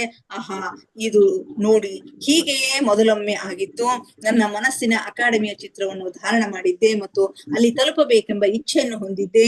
ಈಗ ಗತಿಯು ಸ್ಥಗಿತವಾಗಿದೆ ಎಂದು ಅನಿಸಿತು. ಕಣ್ಣು ಬಿಟ್ಟು ನೋಡಿದೆ. ಹೇ ಪ್ರಭುವೆ, ನಾನು ಇದನ್ನು ಸಾಧಿಸಿ ಬಿಟ್ಟೆ. ಕಣ್ಣು ತೆರೆದು ನೋಡೋದ್ರಲ್ಲಿ ಆ ಅಕಾಡೆಮಿಯ ಎದುರು ಬಂದು ನಿಂತಿರ್ತಾರ. ಆಗ ಹೇ ಪ್ರಭುವೆ, ನಾನು ಇದನ್ನು ಸಾಧಿಸಿ ಬಿಟ್ಟೆ ಅಂತಕ್ಕಂಥ ಒಂದು ಸಂತೋಷ ಅವ್ರಿಗೆ ಆಗ್ತದ. ನಿನ್ನೆ ರಾತ್ರಿ ನೋಡಿದಂತೆ ನನ್ನ ಕಣ್ಣೆದುರು ಬೆಟ್ಟದ ತುದಿಯ ಮೇಲೆ ಅಕಾಡೆಮಿ ಕಾಣಿಸ್ತಾ ಇತ್ತು. ನನ್ನ ಉದ್ವೇಗವನ್ನು ನಿಯಂತ್ರಿಸುವುದು ನನ್ನಿಂದ ಆಗಲಿಲ್ಲ. ತುಂಬಾ ಸಂತೋಷ ಆಗ್ತದೆ. ನಾನು ನನ್ನ ಪ್ರಯತ್ನದಲ್ಲಿ ಯಶಸ್ವಿ ಆದೆ ಅಂತ ಹೇಳಿ ತುಂಬಾ ಉದ್ವೇಗಕ್ಕೆ ಅವರು ಒಳಗಾಗ್ತಾರೆ. ತುಂಬಾ ಸಂತೋಷ ಆಗ್ತದ. ನನ್ನ ಶಕ್ತಿಗಳ ಮೇಲೆ ನನಗೆ ನಿಯಂತ್ರಣ ಇಲ್ದಂಗ ಆಗ್ತದೆ. ಅಷ್ಟೊಂದು ಅವಶ್ಯಕ್ಕೆ ಒಳಗಾಗಿರ್ತಾರಲ್ಲ, ಅವರ ಹೃದಯದ ಬಡಿತ ಜೋರಾಗ್ಲಿಕ್ಕೆ ಶುರು ಮಾಡ್ತದ. ಅವರ ಶಕ್ತಿಯ ಮೇಲೆ ಅವರಿಗೆ ನಿಯಂತ್ರಣ ಇಲ್ಲದಂತ ಆಗಿರಬಹುದು. ಏಕೆಂದ್ರೆ ಒಮ್ಮಿಂದೊಮ್ಮೆಲೆ ಕಣ್ಣೆದುರಿನ ದೃಶ್ಯಗಳೆಲ್ಲ ಅಕಾಡೆಮಿ ಸಹಿತವಾಗಿ ಏಕಾಏಕಿ ಮಸುಕಾಗ್ಲಿಕ್ಕೆ ಶುರು ಮಾಡ್ತವೆ. ಕಣ್ಣೆದುರಿರ್ತಕ್ಕಂಥ ಎಲ್ಲ ದೃಶ್ಯಗಳು ಮಸುಕಾಗ್ಲಿಕ್ಕೆ ಶುರು ಮಾಡ್ತಾವು. ಆಗ ತಕ್ಷಣವೇ ನಾನು ನನ್ನ ಭೌತಿಕ ಶರೀರದೊಳಗೆ ಬಂದು ಎಚ್ಚರಗೊಂಡು ಎದ್ದು ಕುಳಿತೆ. ನಾನು ಕೊಲಂಬೋ ತಲುಪಿದ್ದೆ. ನನ್ನ ಹೃದಯದ ಬಡಿತ ಜೋರಾಗಿತ್ತು. ಸೊ ಈ ಬಾರಿಯೂ ಕೂಡ ಅವರ ಸೂಕ್ಷ್ಮ ಶರೀರ ಯಾನ ಸೋಲನ್ನ ಅನುಭವಿಸ್ತಾರೆ. ಅವರಿಗೆ ಉದ್ವೇಗಕ್ಕೆ ಒಳಗಾಗಿರೋದ್ರಿಂದ, ಬಹಳಷ್ಟು ಸಂತೋಷ ಅವರಿಗೆ ಆಗಿರೋದ್ರಿಂದ, ಅವರ ಹೃದಯದ ಬಡಿತ ಜೋರಾಗಿ ಆಗಿರೋದ್ರಿಂದ ಅದರ ಪರಿಣಾಮವಾಗಿ ಮತ್ತೆ ಅಲ್ಲಿರ್ತಕ್ಕಂಥ ದೃಶ್ಯಗಳೆಲ್ಲ ಕರಗಿ ಹೋಗಿ ಅವರು ಮತ್ತೆ ತಮ್ಮ ಶರೀರದೊಳಗೆ, ಭೌತಿಕ ಶರೀರದೊಳಗೆ ಬಂದು ಕೊಲಂಬೋದ ತನ್ನ ಮನೆಯಲ್ಲಿ ಇರ್ತಕ್ಕಂಥ ಭೌತಿಕ ಶರೀರದಲ್ಲಿ ಎಚ್ಚರ ಆಗ್ತಾರೆ ಅಂತಕ್ಕಂಥ ಮಾತನ್ನ ಹೇಳ್ತಾರೆ. ಹೇ ದೇವರೇ, ನಾನು ಇದೇನೋ ಮಾಡಿದೆ ಅಂತಕ್ಕಂಥ ಒಂದು ಪಶ್ಚಾತ್ತಾಪದಿಂದ ಮತ್ತೊಂದು ಪ್ರಯತ್ನವನ್ನ ಮಾಡ್ತಾರೆ. ಆ ಪ್ರಯತ್ನದಲ್ಲಿ ಅವರು ಯಶಸ್ವಿ ಆಗಿರೋದನ್ನ ನಾವು ಕಾಣ್ತೀವಿ. ಈ ಎಲ್ಲ ಸಂಗತಿಗಳನ್ನ ನಾಳೆ ನೋಡೋಣ ಮಾಸ್ಟರ್ಸ್. ಇವತ್ತಿಗೆ ಇಂದಿನ ಇಷ್ಟು ಸ್ವಾಧ್ಯಾಯ ಸಾಕು. ಇವತ್ತಿನ ಸ್ವಾಧ್ಯಾಯವನ್ನ ಮುಗಿಸೋಣ. ದಯವಿಟ್ಟು ಎಲ್ಲರೂ ಧ್ಯಾನಕ್ಕೆ ಸಿದ್ಧರಾಗಿ ಯಾವುದಾದ್ರೂ ಸ್ಥಿರ ಸುಖಾಸನದಲ್ಲಿ ಕುಳಿತುಕೊಳ್ಳಿ. ಚೇರ್ ಮೇಲೆ ಕುಳಿತಿದ್ರೆ ಕಾಲುಗಳನ್ನ ಕ್ರಾಸ್ ಮಾಡ್ಕೊಡ್ರಿ. ಕೈ ಬೆರಳುಗಳನ್ನ ಒಂದ್ರೊಳಗೊಂದು ಸೇರಿಸ್ಕೊಡ್ರಿ. ಕಣ್ಣುಗಳನ್ನ ನಿಧಾನವಾಗಿ ಮುಚ್ಚಿ ದೇಹದ ಯಾವ ಭಾಗದಲ್ಲಿಯೂ ಬಿಗಿತ ಬೇಡ. Relax relax relax please. ಮುಖದ ಮೇಲೆ ಮಂದಹಾಸವಿರಲಿ. ಮೊಟ್ಟ ಮೊದಲಿಗೆ ನಮ್ಮೆಲ್ಲರ ಧ್ಯಾನ ಗುರುಗಳಾದ ಪರಮ ಪೂಜ್ಯರಾದ ಬ್ರಹ್ಮರ್ಷಿ ಪಿತಾಮಹ ಡಾಕ್ಟರ್ ಸುಭಾಷ್ ಪತ್ರಿಜಿಯವರ ಚರಣ ಕಮಲಗಳಿಗೆ ವಂದಿಸುತ್ತ, ಗುರುಮಾತಾ ಸ್ವರ್ಣಮಾಲಾ ಅಮ್ಮನವರ ಪಾದ ಕಮಲಗಳಿಗೆ ನಮಿಸುತ್ತ, ನಮ್ಮೆಲ್ಲರ ಚೈತನ್ಯ ಶಕ್ತಿಯಾಗಿರ್ತಕ್ಕಂಥ ಮಹಾವತಾರ ಬಾಬಾ ಅವರನ್ನ ನನ್ನ ಮಂದಿರದಲ್ಲಿ ಸ್ಮರಿಸುತ್ತ, ನನ್ನ ಗುರುಗಳಾದ ತಟವಾಲೆ ಬಾಬಾ, ಮುಪ್ಪಾಮಿ ಬಾಬಾ, ಮಹಾನಂದ ಬಾಬಾಜಿಯವರನ್ನ ನನ್ನ ಹೃದಯ ಮಂದಿರದಲ್ಲಿ ಸ್ಮರಿಸುತ್ತ, ನಮ್ಮ ಮಾರ್ಗದರ್ಶಕ ಗುರುಗಳಾದ ಡಾಕ್ಟರ್ ಜೀವಂದರ್ ಕೇತಪ್ಪ ಸರ್ ಅವರಿಗೆ ವಂದಿಸುತ್ತ, ಅಯ್ಯಪ್ಪ ಪಿಂಟಿ ಸರ್ ಅವರಿಗೆ ವಂದಿಸುತ್ತ, ಎಲ್ಲ ಆಸ್ಟ್ರಲ್ ಮಾಸ್ಟರ್ಸ್ ಗಳಿಗೆ, ಪಿರಮಿಡ್ ಮಾಸ್ಟರ್ಸ್ ಗಳಿಗೆ ವಂದಿಸುತ್ತ, ಸೀತಾ ಮಾತೆ, ಯಶೋಧರಾ ಮಾತೆ, ವಸುಂಧರಾ ಮಾತೆ ವಂದಿಸುತ್ತ, ಅವರೆಲ್ಲರ ಚೈತನ್ಯ ಶಕ್ತಿಯೊಂದಿಗೆ ನಮ್ಮ ಚೈತನ್ಯ ಶಕ್ತಿಯನ್ನು ಅನುಸಂಧಾನಗೊಳಿಸುತ್ತ ನಾವಿಂದಿನ ಧ್ಯಾನವನ್ನ ಆರಂಭಿಸೋಣ ಮಾಸ್ಟರ್ಸ್. ನಮ್ಮ ಈ ಧ್ಯಾನಕ್ಕೆ ಅವರೆಲ್ಲರನ್ನು ಆತ್ಮಪೂರ್ವಕವಾಗಿ ಆಹ್ವಾನಿಸೋಣ. ಅವರೆಲ್ಲರೂ ಜ್ಯೋತಿ ಸ್ವರೂಪದಲ್ಲಿ ಬಂದು ನಮ್ಮ ಜೊತೆಗೆ ಕುಳಿತು ಧ್ಯಾನ ಮಾಡುತ್ತಿದ್ದಾರೆ ಎಂದು ಭಾವಿಸಿಕೊಳ್ಳುತ್ತಾ ನಾವಿಂದಿನ ಧ್ಯಾನವನ್ನು ಆರಂಭಿಸೋಣ. ಕೇವಲ ಸಹಜ ಶ್ವಾಸದ ಮೇಲೆ ಗಮನ. ಪ್ರಕೃತಿ ಸಹಜವಾದ ಉಸಿರಾಟವಿರಲಿ. ಒಳ ಹೋಗುವ ಉಸಿರು, ಹೊರ ಬರುವ ಉಸಿರನ್ನು ಏಕಧಾರೆಯಾಗಿ ನಿರಂತರವಾಗಿ ಗಮನಿಸಿ ಮಾಸ್ಟರ್ಸ್. ಯಾವ ಆಲೋಚನೆಗಳು ಬೇಡ. ಆಲೋಚನೆಗಳು ಬಂದರೆ ಮತ್ತೆ ಅವುಗಳನ್ನು ಬದಿಗೆ ಸರಿಸಿ ಮತ್ತೆ ಉಸಿರಿನ ಮೇಲೆ ನಿಮ್ಮ ಗಮನವನ್ನು ಕೇಂದ್ರೀಕರಿಸಿ. ಒಂದೊಂದು ಉಸಿರು ನಿಮ್ಮ ಗಮನಕ್ಕೆ ಬಾರದೆ ಹೋಗದಿರಲಿ. ಯಾವಾಗ ನಿಮ್ಮ ಗಮನ ಸಂಪೂರ್ಣವಾಗಿ ನಿಮ್ಮ ಉಸಿರಿನ ಮೇಲೆ ಇರುತ್ತದೆಯೋ ಆಗ ನಿಮ್ಮ ಆಲೋಚನೆಗಳು ಶೂನ್ಯವಾಗುತ್ತವೆ. ಮನಸ್ಸು ಶಾಂತವಾಗುತ್ತದೆ, ಧ್ಯಾನ ಸಿದ್ಧಿಸುತ್ತದೆ. ನಮ್ಮ ಉಚ್ಛ್ವಾಸ ನಿಶ್ವಾಸದ ಮಧ್ಯದ ಬಿಂದು, ಅದುವೇ ಧ್ಯಾನ ಬಿಂದು, ಅದುವೇ ಶೂನ್ಯ ಬಿಂದು, ಅದುವೇ ನಮ್ಮ ಒಳ ಜಗತ್ತಿನ ಆಂತರಿಕ ಜಗತ್ತಿನ ಬೀಗದ ಕೈ. ಅಲ್ಲಿ ಒಂದು ಕ್ಷಣ ನಿಲ್ಲುವ ಅಭ್ಯಾಸ ಮಾಡಿ ಮಾಸ್ಟರ್ಸ್. ನಿಮಗಾಗಿ ನಿಮ್ಮ ಆಂತರಿಕ ಜಗತ್ತು ತೆರೆದುಕೊಳ್ಳುತ್ತದೆ.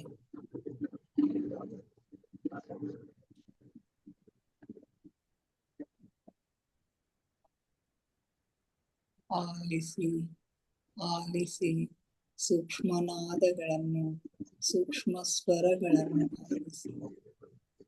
ದಿನದ 24 ಗಂಟೆ ನಿರಂತರ ಸಂಗೀತ ಸೇವೆಗಳಿರುವ ಜೀರುಂಡೆಗಳ ನಾದವನ್ನು ಆಲಿಸಿ, ಘಂಟಾನಾದವನ್ನು ಆಲಿಸಿ, ಓಂಕಾರ ನಾದವನ್ನು ಆಲಿಸಿ. ನೀವೆಷ್ಟು ಸೂಕ್ಷ್ಮಗಳನ್ನು ಆಲಿಸಲು ಸಮರ್ಥರಾಗುತ್ತೀರೋ ಅಷ್ಟು ನಿಮ್ಮ ಒಳ ಜಗತ್ತಿನ ಮೇಲು ಜಗತ್ತಿನ ಆಗುಹೋಗುಗಳು ನಿಮ್ಮ ಗಮನಕ್ಕೆ ಸ್ಪಷ್ಟವಾಗಿ ಗೋಚರಿಸುತ್ತವೆ ಮಾಸ್ಟರ್ಸ್.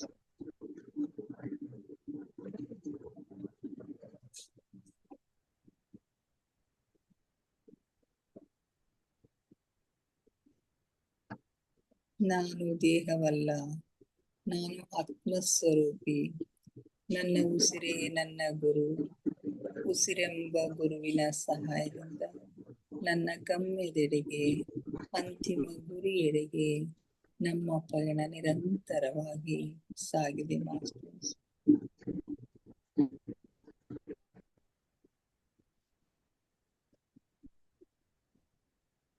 ಉಸಿರು ನಿಧಾನವಾಗ್ತಾ ಇದೆ, ಧ್ಯಾನ ಆಳವಾಗ್ತಾ ಇದೆ. ಉಸಿರು ನಿಧಾನವಾಗುತ್ತಾ ಚಿಕ್ಕದಾಗುತ್ತಾ ನಮ್ಮ ಭೂಮಧ್ಯದಲ್ಲಿ ಸ್ಥಿರಗೊಳ್ತಾ ಇದೆ. ಅಲ್ಲಿ ನಮ್ಮ ಆಜ್ಞಾ ಚಕ್ರ ಜಾಗೃತ ಆಗ್ತಾ ಇದೆ. ಥರ್ಡ್ ಐ ಆಕ್ಟಿವೇಟ್ ಆಗ್ತಾ ಇದೆ. ಹಲವು ಬಣ್ಣಗಳು, ಹಲವು ದೃಶ್ಯಗಳು ನಿಮಗಾಗಿ ತೆರೆದುಕೊಳ್ಳುತ್ತವೆ ಮಾಸ್ಟರ್ಸ್. ಅವುಗಳನ್ನು ಗಮನವಿಟ್ಟು ವೀಕ್ಷಿಸಿ. ಆಳವಾದ ಧ್ಯಾನದ ಹಾಲ್ಗಡಲಿನಲ್ಲಿ ನಿಮ್ಮನ್ನು ಹೋಗಿಸಿ ಮಾಸ್ಟರ್ಸ್. ಆಲಿಸಿ, ಆನಂದಿಸಿ, ಆಹ್ಲಾದಿಸಿ ಆ ಪರಮಾತ್ಮನ ಸಾನ್ನಿಧ್ಯವನ್ನ, ಪರಮ ಸಖ್ಯವನ್ನ ಅನುಭವಿಸಿ ಮಾಸ್ಟರ್ಸ್.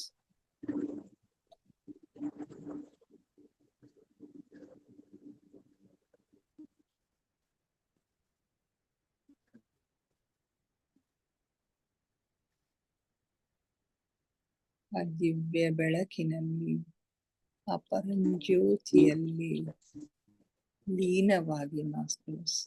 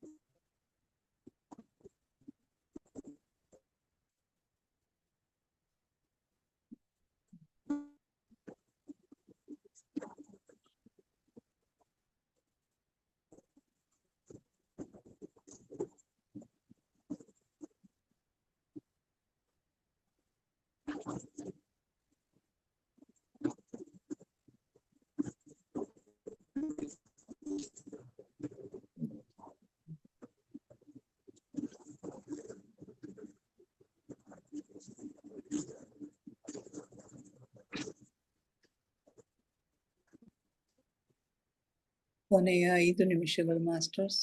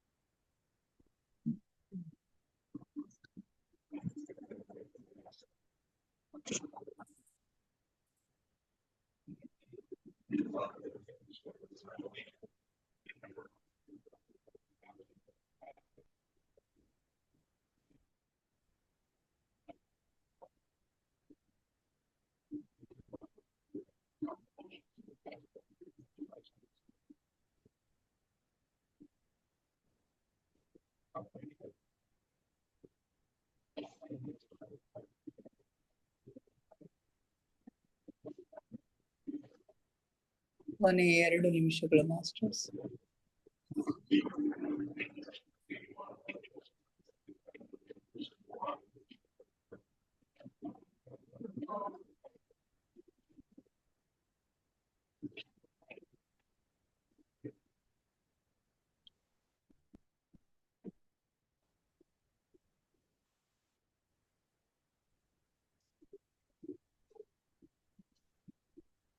ಕೊನೆ 1 ನಿಮಿಷ.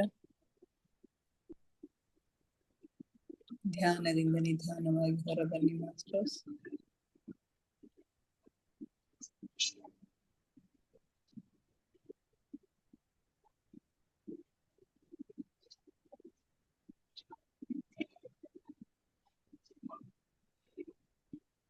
Thirty seconds.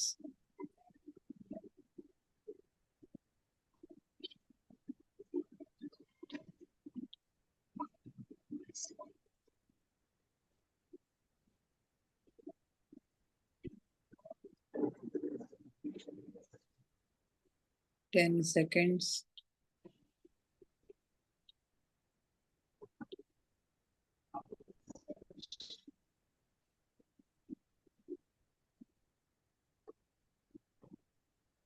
Five, 4, 3, 2, 1, 0. ನಿಧಾನವಾಗಿ ನಿಮ್ಮ ಕೈ ಬೆರಳುಗಳನ್ನ ಬಿಡಿಸ್ಕೊಂಡು ಕಣ್ಣುಗಳ ಮೇಲೆ ಇಟ್ಕೊಳ್ಳಿ ಮಾಸ್ಟರ್ಸ್. 5 seconds. 5, 4, 3, 2, 1, 0. ನಿಧಾನವಾಗಿ ನಿಮ್ಮ ಕಣ್ಣುಗಳ ಮೇಲಿನ ಕೈಗಳನ್ನ ತೆಗೀರಿ. ಕಣ್ಣುಗಳನ್ನ ನಿಧಾನವಾಗಿ ಓಪನ್ ಮಾಡಿ masters. Thank you, thank you, thank you everybody. ನಮ್ಮ ಧ್ಯಾನಕ್ಕೆ ಶಕ್ತಿಯನ್ನ ನೀಡಿ ನಮ್ಮೊಂದಿಗೆ ಕುಳಿತು ಧ್ಯಾನ ಮಾಡಿದ ಎಲ್ಲ ಮಾಸ್ಟರ್ಸ್ಗಳಿಗೆ ಅನಂತ ಕೋಟಿ ಕೋಟಿ ಧನ್ಯವಾದಗಳನ್ನ ಅರ್ಪಿಸುತ್ತಾ, ನನ್ನೊಂದಿಗೆ ಧ್ಯಾನ ಮಾಡಿದ ತಮಗೆಲ್ಲರಿಗೂ ಮತ್ತೊಮ್ಮೆ ಧನ್ಯವಾದಗಳನ್ನ ಅರ್ಪಿಸುತ್ತಾ, thank you, thank you, thank you everybody.